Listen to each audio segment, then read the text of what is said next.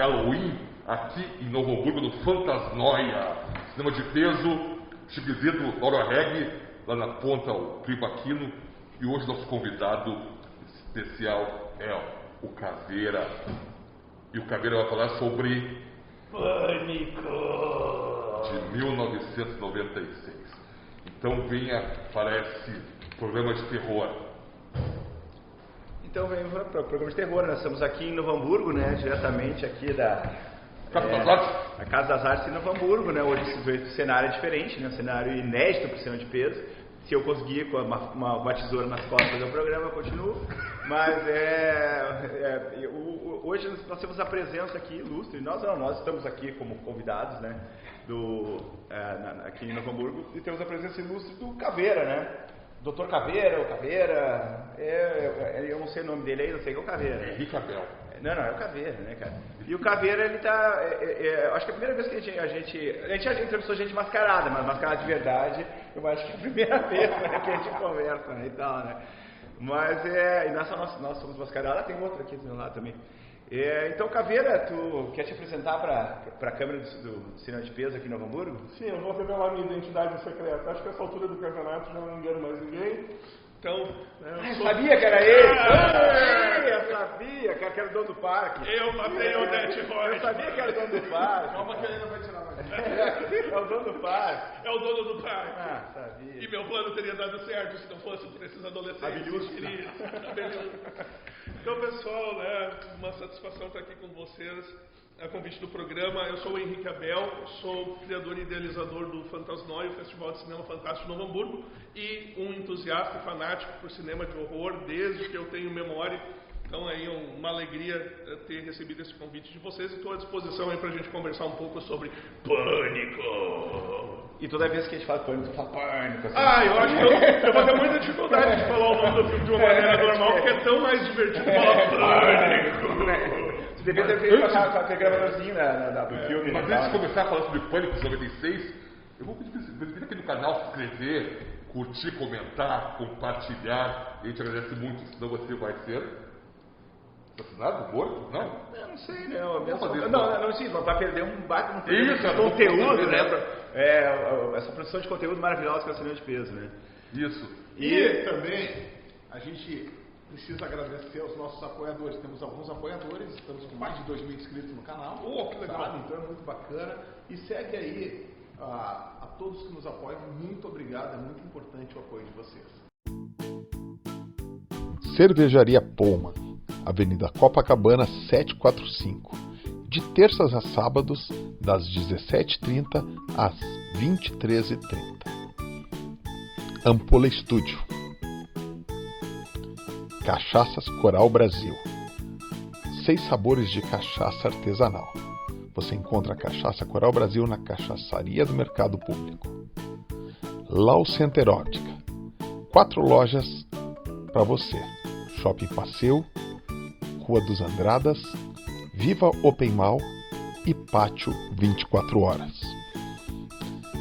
Ceará Barber Shop. Eikon Imagens Aéreas. Luxor Conceitos, Shopping Passeio, Zona Sul de Porto Alegre.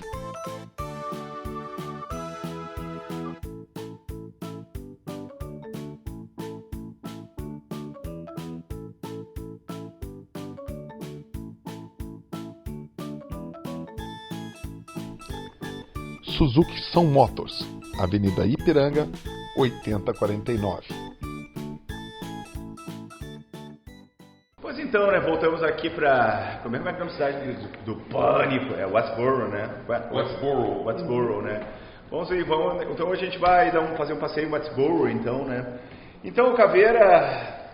Agora o Caveira tá aqui, tá aposentado, tá desmontado, né? Por que Pânico? O que o Pânico representa na vida do cinéfilo de terror? Do advogado? Advogado, doutor? Cara, além de eu reconhecer assim no Pânico 1 de 96 uma importância histórica muito grande, eu acho que isso meio que é um argumento fácil de defender, porque ele meio que fala por si só, porque não é por nada que 30 anos depois a gente ainda está falando de Pânico, não é por nada que ontem foi divulgado o trailer do 7º filme, que estreia agora em fevereiro, então a gente vê que é uma franquia que, ao contrário de tantas outras, ela está muito firme, segue forte. E muito, herdando dessa fonte do filme original de 96. Então, eu acho que a importância histórica dele, assim, os méritos artísticos são inegáveis, mas para mim ele sempre teve um lugar, assim, especial no coração, porque ele foi o primeiro grande filme de terror ali que surgiu no momento em que eu já era um entusiasta do gênero. Porque a minha relação assim com o cinema de horror, ela meio que tem dois momentos. Na infância eu tinha um fascínio pelo terror, mas eu não tinha coragem de ver os filmes, eu não tinha acesso, eu não estava muitas vezes acordado na hora da tarde da noite quando os filmes passavam. Então eu gostava muito de ouvir falar histórias de Jason, Freddy Krueger e de ir nas locadoras e ficar morrendo de medo das capas dos VHS, mas eu não era realmente um consumidor de filmes de terror quando eu tinha 8 ou 9 anos. Aqueles filmes Alvorada Vídeo. Eram os piores cartazes. Quando eu queria fazer o meu coração bater um pouco mais rápido, era só ir na locadora e passar pela sessão do terror, porque era aquelas capas, uma mais demoníaca que a outra. E era mal feita, por isso dava medo, né? Não da Alvorada, FJ Lucas e tal, né? Então era uma emoção, assim, né? Até umas bombas, assim, tinha a série Sexta-feira 13, que não tinha nada a ver com legado, os filmes, né? Sexta-feira 13, o legado, e tinha as coletâneas de episódios em VHS, e os episódios, a maioria das vezes, nem eram tão bons, mas as capas eram demais. Assim, meu Deus, isso aqui deve ser muito terror.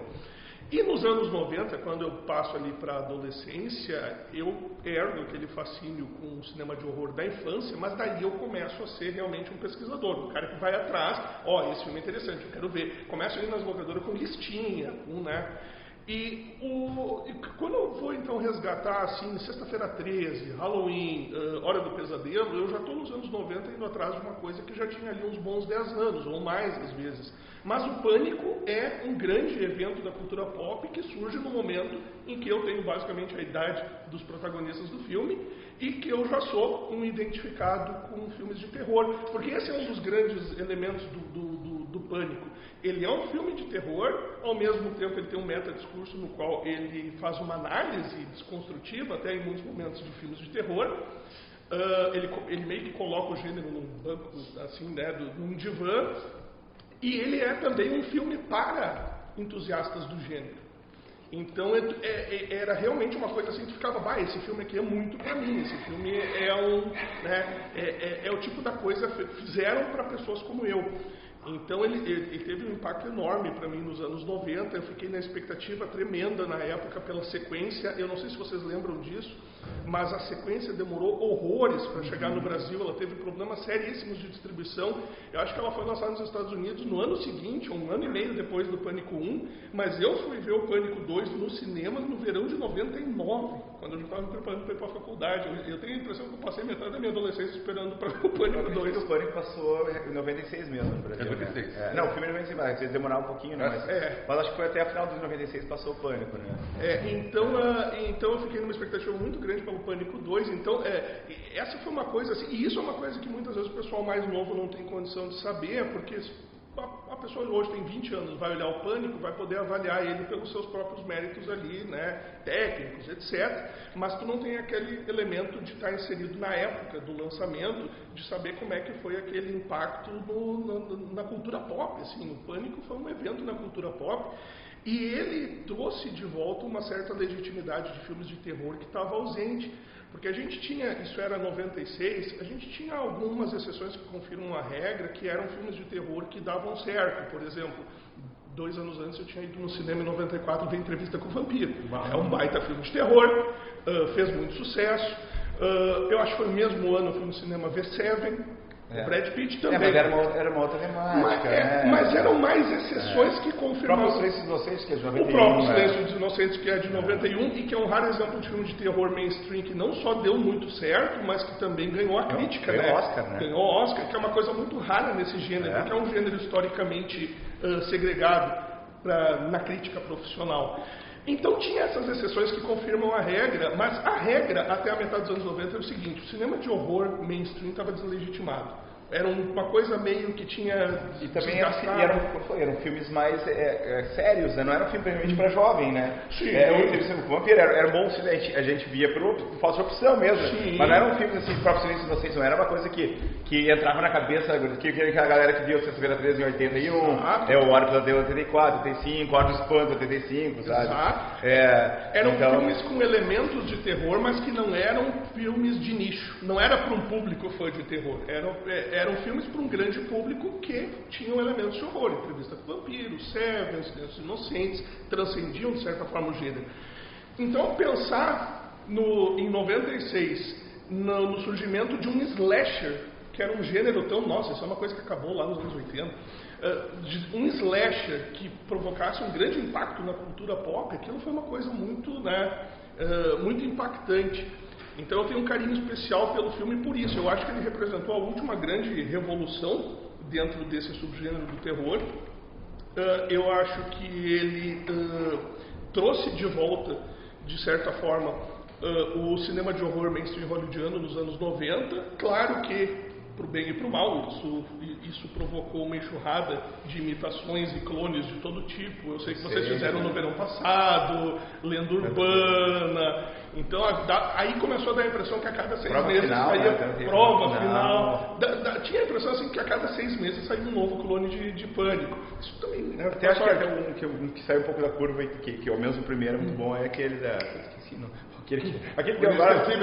A Premonição, né? Premonição é bom, eu curto aquela pegada ali. O Premonição já é um pouco pra frente, ele é ano 2000. Mas é a virada, né? E eu também gosto muito dele, inclusive recentemente, como saiu um novo Premonição, né? eu aproveitei, né, para usar como desculpa para rever de novo a série toda. É uma série bem consistente.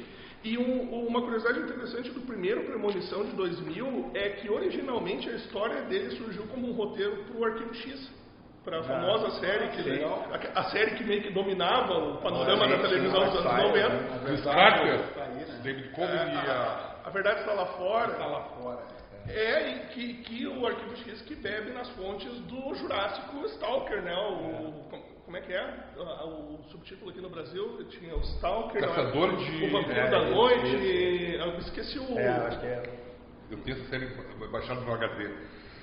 E eu inclusive fui atrás desse Stalker por causa que eu vi que era uma das referências do Arquivo X há uns anos atrás. Então o primeiro Premonição ele surge como um roteiro originalmente para o Arquivo X, aí acaba não rolando e daí acaba virando, né, um filme por conta própria e acabou gerando uma franquia por si. Então essa mudança que o primeiro Pânico promove assim na cultura pop e no cinema hollywoodiano foi muito forte. E, bom, o resultado é esse, né? A franquia está viva e forte. Ela ainda tem significado e sentido até para o público que nasceu muito depois do final da trilogia original.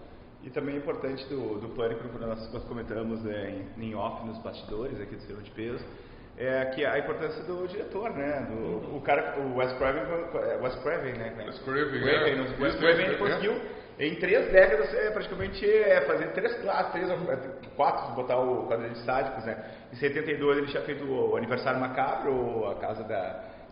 como é que é em inglês? The Last House on the Left. Last House on the Left, que é pra mim uns filmes, um proto-slasher, mas muito, que até hoje é muito pesado. Depois fez a Quadrilha de Sádicos também, que é um filme muito forte, até porque mexe até com criança também, né?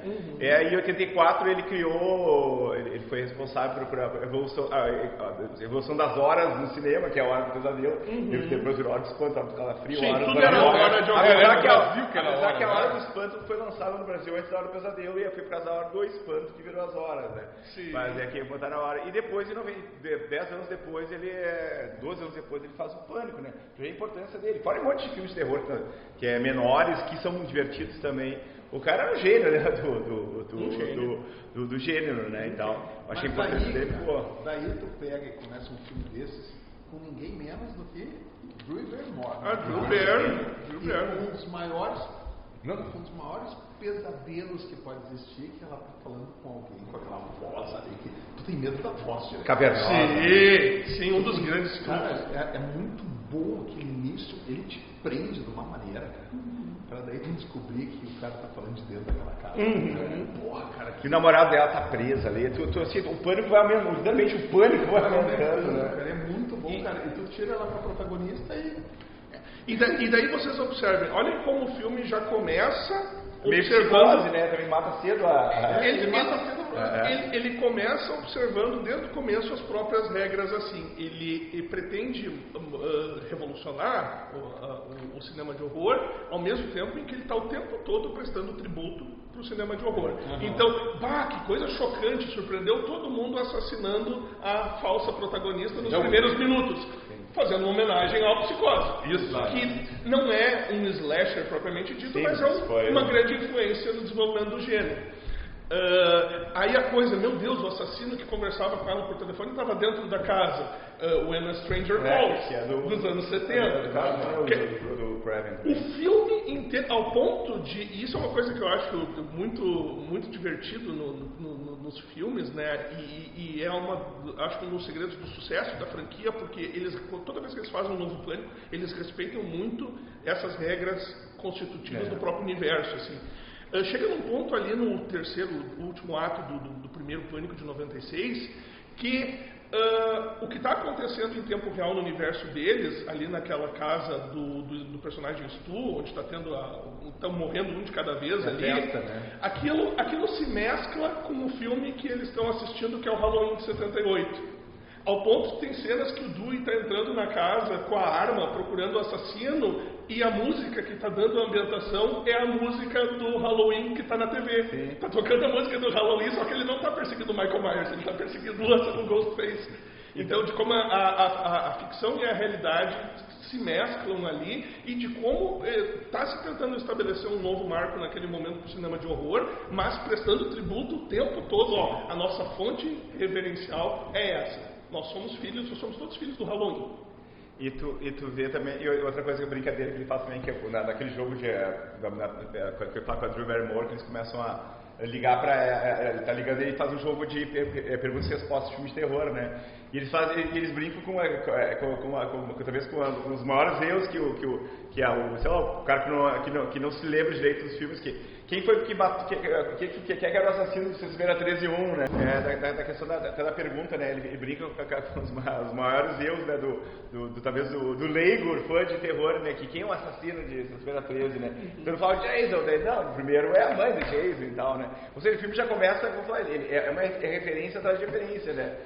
E também talvez são os primeiros filmes a brincar com muito isso aí, né? Dos filmes de terror, né? E tal. Isso aqui é bacana. É referência atrás de referência e um certo bullying pra, tipo, isso aqui é um filme pra iniciados. Você é um iniciado, sim. Se você não sabe a diferença entre Jason e mãe do Jason, então vaza, sabe? Esse aqui até no final ali, o filme tem 30 anos, né? Claro. O assassino vai contando o filme é filme. Que é. Sim. Que eles você tem um filme tal, você não viu o filme. Cada filme eles contam um pedacinho. Tem um especialista da história. Qual personagem que é o especialista de filme de terror? Qual personagem é o nome dele? O especialista é o Randy, que é o cara que trabalha na locadora. Isso, trabalha na locadora, E na verdade o filme, os personagens do filme é uma fauna típica dos anos 90, né? É um filme quase, quando eu estava comentando com ele, quase um videoclipe da MTV, né? Jovens brancos, né? Bonitos pra época, assim, digamos que simples sexuais, né? E tinha toda aquela atmosfera. É um filme muito, na verdade, colorido, né? Sim. É um filme, longe até dos slashes, assim, como o Chico falou, um filme que se passa muito de dia, né? E tal, isso, né? E não precisa da noite pra dar medo, né? E só rapidinho, tu fala dos símbolos da época. Tem o Courtney Cox, claro. Que é do Friends, da época que tava bombando, e a Neve Campbell, que era a musa da época usada do Part of Five, né? Exatamente. Que era o motivo do... Me refresquem a memória, eu não sei se a Neve Campbell nessa época já tinha feito Jovens Bruxas ou ainda não, mas foi mais ou menos nesse mesmo período, né? Acho que é mesmo período, cara. Mesmo período. Que é meio ano depois. Charlotte. Depois, né? Depois. Ela fez os dois filmes, assim, quase como a Jamie Lee Curtis mesmo, literalmente, de filme de terror, né? O Stu, que é um dos assassinos, teve naquele filme que é hilário, dos anos 90, que é o Hackers. Ele era um hacker chamado Serial de caixa de cereal, assim, serial killer. E aquele filme foi um dos primeiros trabalhos da Angelina Jolie, ela era super novinha, meio desconhecida até, e a maneira como aquele filme ilustrava o cyberespaço é muito engraçado tu revisitar, assim.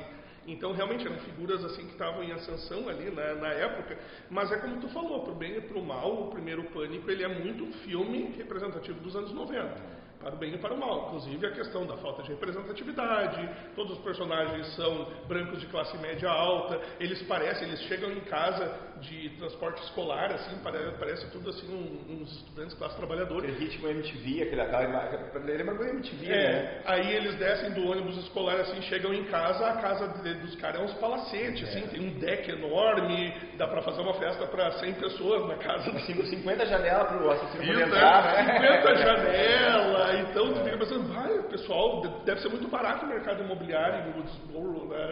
É verdade. Deve ser bom ser rico, né? Classe média. Mas isso era meio que uma coisa da época, né? A gente pega aqui, por exemplo, o próprio Friends, que é de onde veio a Courtney Cox. No Friends era um bando de jovens tentando se estabelecer, dando os primeiros passos no mercado de trabalho, e eles viviam naquele apartamento gigantesco no centro de Nova York, tipo, mas tá louco. Um apartamento gigantesco. Ele já estava numa Nova York mais cara, né? Que não era nos anos 70, 80 que era mais barato. É que o produto era da avó da... desculpa, não é meu, eu herdei da minha avó. Mas ele vai manter o apartamento ali no Isso, porque lá, né, o imposto que eles pagavam. Dá vontade de perguntar assim, tá, mas tua avó trabalhava com o quê? Petróleo? Mas voltando ao Pânico. Voltando ao Pânico.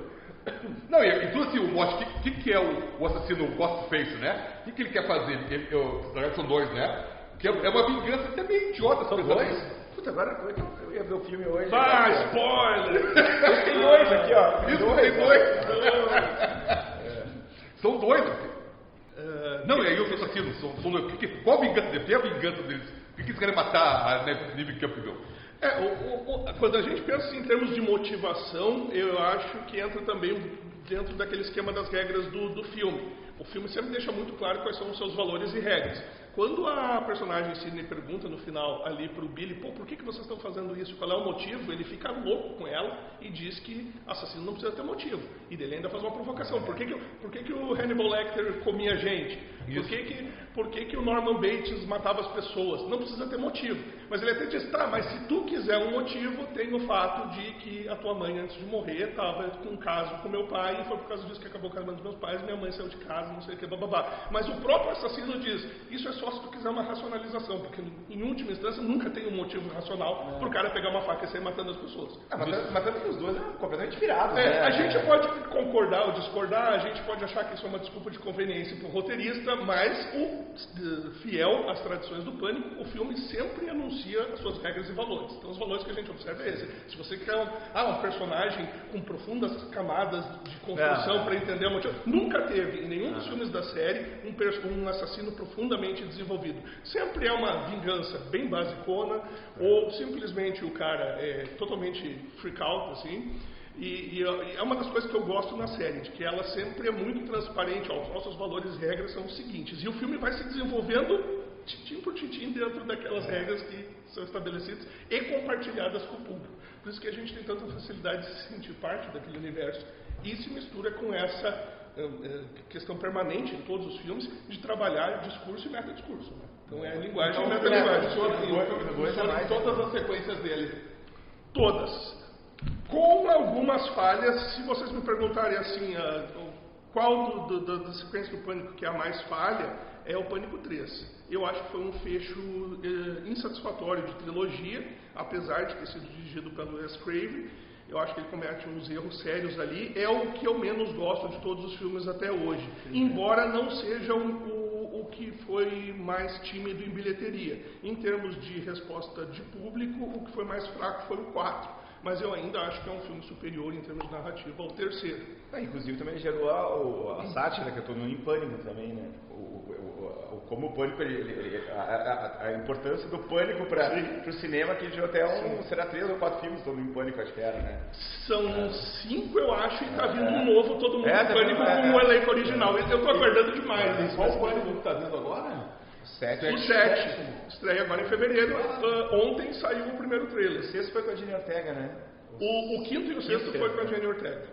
E agora eles vão para novamente ter a Sydney, né, a Neve Campbell como protagonista. Vai ser ela e a filha dela. É que no último ela estava escondida. O trailer divulgado ontem revela que a filha da Sydney se chama Taku, em homenagem àquela amiga loira dela que é morta no primeiro filme. Da garagem. A namorada do Zu. Que é uma homenagem ao Halloween, né? Também tá morta na garagem, né? Tudo da série Pânico é uma homenagem a Halloween. A gente nunca foge disso. O barato é que o motivo da gente estar falando isso, teve o Halloween agora, 31 de outubro, estamos gravando dia 1º, o Dia Mundial do Homem, Dia de Todos os Santos, né? E também porque, fala um pouquinho, a gente está terminando de gravar meio rápido, porque tem foca de programa, importantíssimo. O Chico é júri daqui do... Qual é o número do Fantasmóia aqui? Essa é a 7ª edição do Fantasmóia. Segunda, terceira vez que o Chico já veio. Fala agora do festival. Eles têm compromisso, eles vão fazer um desfile agora, uma caminhada dos mortos. A gente já está encerrando o nosso papo aqui, porque daqui a gente vai direto aqui para o centro de Novo Hamburgo fazer uma zombie walk. E o Henrique é fundador, ele é o criador do Fantasmóia. Fala do Fantasmóia para nós, Henrique. A gente criou então o Festival de Cinema Fantástico de Novo Hamburgo Fantasmóia no ano de 2018. Esse ano nós estamos realizando a 7ª edição, que a princípio é a última, né? É o nosso subtítulo da edição desse ano, o capítulo final. Mas é aquilo que eu sempre digo, né? Em se tratando de monstros de filmes de terror, sempre fiquem de olho aberto, porque a tendência é eles voltarem. Então, no futuro talvez reserve surpresas. Mas a princípio esse é o capítulo final do Fantasmóia e tem sido uma experiência incrível todos esses anos. O festival teve um crescimento e um desenvolvimento que foi muito além do que a gente poderia imaginar e nos apresentou, né, uma série de novos amigos, nos possibilitou muitos contatos interessantes, então a gente é muito agradecido em relação a tudo isso.